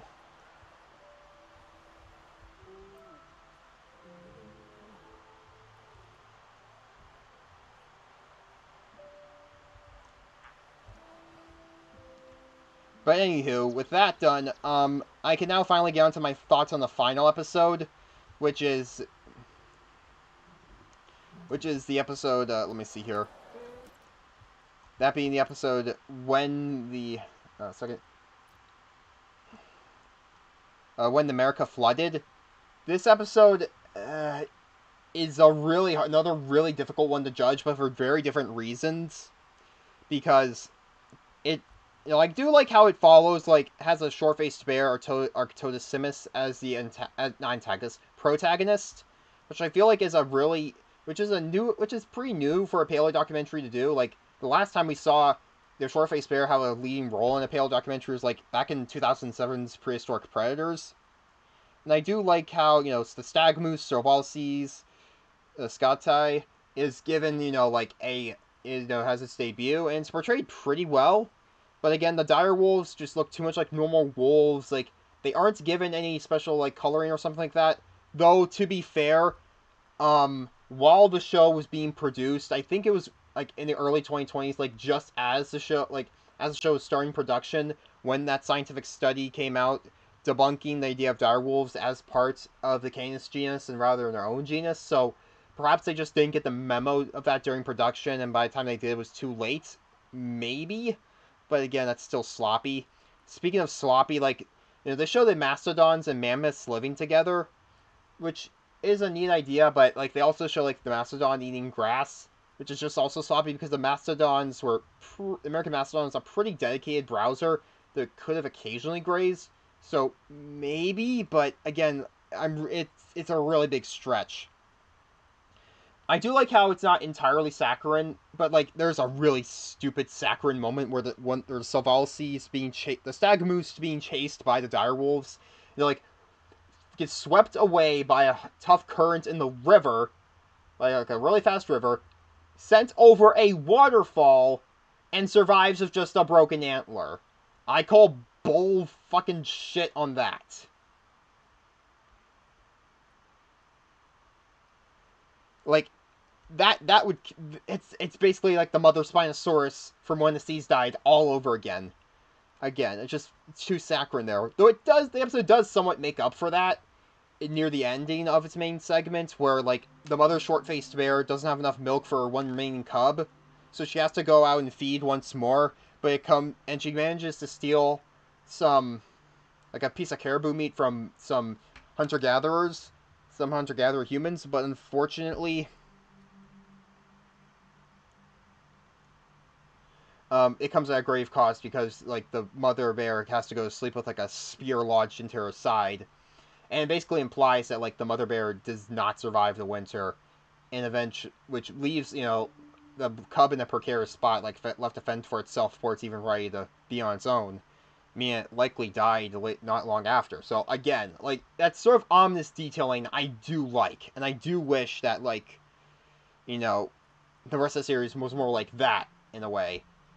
However, then they kind of dropped the ball in the epilogue segment. Not like the tail end segment where it just recaps a lot of the series, but rather, um, where it just, like, you have, like, an unspecified mastodon, most likely the American mastodon, like, trailing, like a mother mammoth and her calf. Now, like, the woolly mammoth was probably gone from like southern North America, like eastern North America, by about 9,000, like by about 11,000 years ago, or 9,000 BCE. Like, it would still have been on the decline, but still there in places like, northern Siberia or the Yukon, but eastern North America was probably gone by then. Now we do have one bit of, like, one Holocene dig site that does have, like, American mastodon remains from, like, northern Virginia. So the mastodon like, the segment that I have here isn't completely out of the picture, but I feel like but again, like, the mastodon is said to be an old bull looking for a mate, and it comes across the woolly mammoth, but the woolly mammoth and her calf. But then human hunters corner the mother mammoth and eventually kill her. Like, there's, I feel like what would have worked better is, like, as the mastodon, like, maybe the male mastodon, in the midst of its must, tries to woo the female mammoth, and and potentially, like, in its rage-filled must, try to kill the young mammoth calf, and that causes a bunch of chaos that that causes a massive fight, perhaps between the mastodon and the mother mammoth, that the human hunters then take advantage of, and then, join in on the frenzy, throwing their spears, and then, like, eventually perhaps both die or something. Like, both of them die, leaving, like, the mammoth calf to eventually die not long after. Something like that. I don't know. Like, it's not entirely saccharine, but it just feels a little off, the way it's portrayed. Then again, I'm also kind of surprised that, like, that and also the CGI in this episode is actually pretty uncanny on, like, the short-faced bears. Maybe it's just a budgetary issue, but they just look a little too weird. Though, something one more thing I do like about the short-faced bears is that like, they show, like, one of the mother bear's cubs to be killed by a adult male off screen. They say in the narration, which is actually kind of true in, like, many modern nature documentaries. So I do like that detail, at least. Because, like, it actually adds a nice sense of realism, and that, like, it's almost like a crew actually went back in time to see, the animals themselves, which is something a lot of modern paleo documentaries kind of have something of a problem with. Like, Walking with Dinosaurs, Walking with Beasts, they nailed it back in the day. Here they kind of struggle with it a bit more, but so I actually do like how some of the actions take place off screen, because, like, the camera crew can't be there all the time. So that's a nice attention to detail if that was intentional. But again, the episode itself, it portrays a younger Dryas, but, like, the flooding events themselves, like, it's now largely confirmed that many of those big flooding events at the end of the Pleistocene were in Western North America rather than Eastern North America, like the episode portrays. Because, like, the thing about, like, the St. Lawrence River Seaway, I think that's kind of, like, outdated now, so that's not good.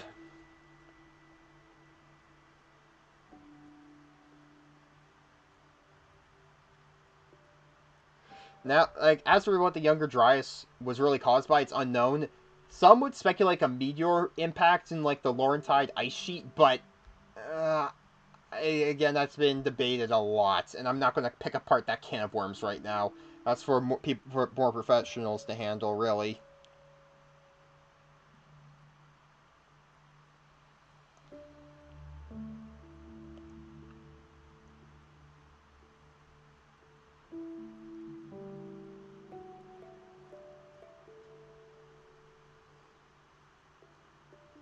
But again, I do like also how they incorporate, of course, live action critters into the scenes as well.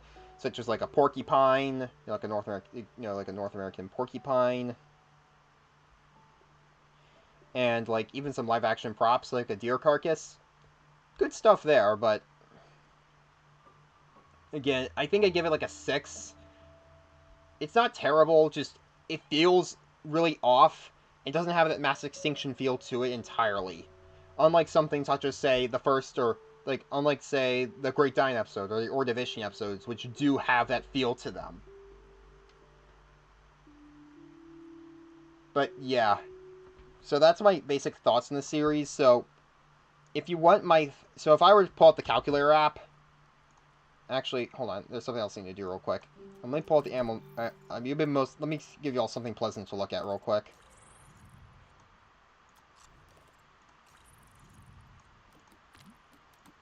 Ooh, the packies look cool. Let's see here.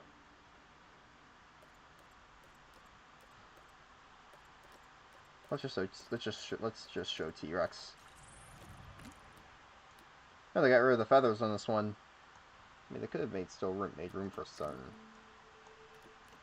Oh wait, the T-Rex has lips. Finally, they brought back the lips. Thank you. But yeah, so yeah, Life on Earth rather just kind of disappointing, but it's okay, like just okay. I think it's a small step up over like the likes of say the last year's two big paleo documentary series, Walking with Dinosaurs 2025 and Prehistoric Planet Ice Age. My thoughts on the latter of those two has soured quite a bit after making that initial like discussion video last year on it while playing Arkham Origins, because because a lot of it just felt like, again, it just felt like I was just being a bit too nice to that, to be honest, because again, like, so many animals were not properly named, like, they just give way too vague of terms. It just felt much more like a cash grab compared to, like, the first two seasons of Prehistoric Planet. But I digress. If I were to type this in, the scores themselves, let's see here. So there would be 9 plus 7 plus 4 plus 7 plus 5 plus 9? No, not 9. Plus 8 plus 7 plus 6 equals 53. If I were to divide that by 80, that would be 0.6625. Not very good. But if I were to round it up, it'd be like a very, very low 7. Like, rounded up, it'd be a very low 7. So it's, yeah, just okay. It's got some highlights there. Like, again, When the Earth Burned and When the Ocean Shrank are definitely nice bits of education, definitely worth a watch. But a lot of the series just has a lot of mediocrity in it. I just feel like it was just... I don't know what happened. Maybe it's just because of budgetary issues. But again, like... this is what, like I said, I felt the series was just okay, whereas, the previous two Paleo documentaries were just mediocre. Now, who did you meet at DinoCon?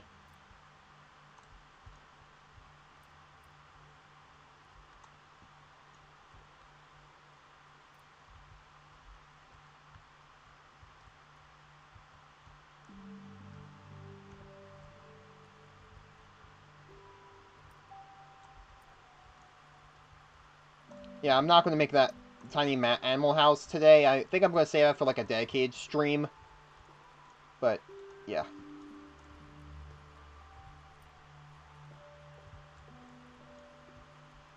Like, it's almost 10... It's about 10:45 anyways, so... Tom Fletcher at DinoCon, he was one of the people who made life on our planet and dinosaurs. Good for you. I might see the dinosaurs someday, just not now. Not really in the mood for anything Netflix related, really.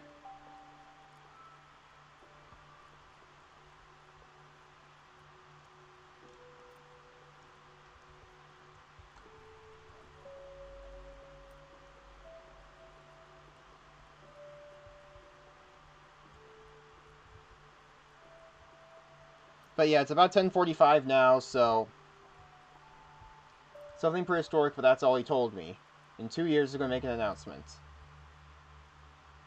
Hey everyone, I got an announcement to make. Shout out the hedgehogs. I'm kidding, of course. That's awesome. Like, I am cautiously interested in what he has to say about it. But yeah.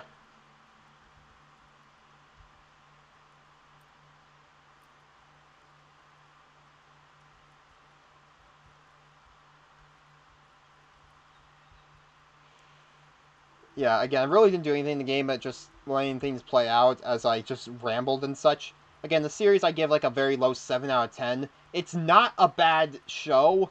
It's just okay. It's not very good. Just it's something that's like doing the bare minimum, and that's it. And even then, it's still got serious flaws, and it's something that would be in need of a rewrite, in my opinion. Like, that's because in 2 weeks, that's what I'm going to be doing a live stream of. Like a sort of a live stream presentation of how I would rewrite each episode of Surviving Earth. Like, not full-on scripts or something, just like a slideshow presentation where I just explain it. Like, show some slides while I explain myself. But yeah. Going into a wardrobe, prehistoric times. Yeah. Well, wish you luck on that. So yeah, that'll be it for this weekend's live stream. Next weekend will be the one that honors Sam Neill, where I play Lego Jurassic World. Again, I want to watch like the original Jurassic Park films first, in order to really get that into the Jurassic Park feel for that stream, which is why I had to swap things around at like the last minute. Originally, I wanted to do this live stream where I discuss Prehistoric, not Surviving Earth. Simply because I wanted to wait until like things cool down a little bit, so tensions in the fan base wouldn't be so high. But my hand was kind of forced. I had to work today, and a lot of things are going on. I might have a busy week next week. I'm going to have one depending on how things go there.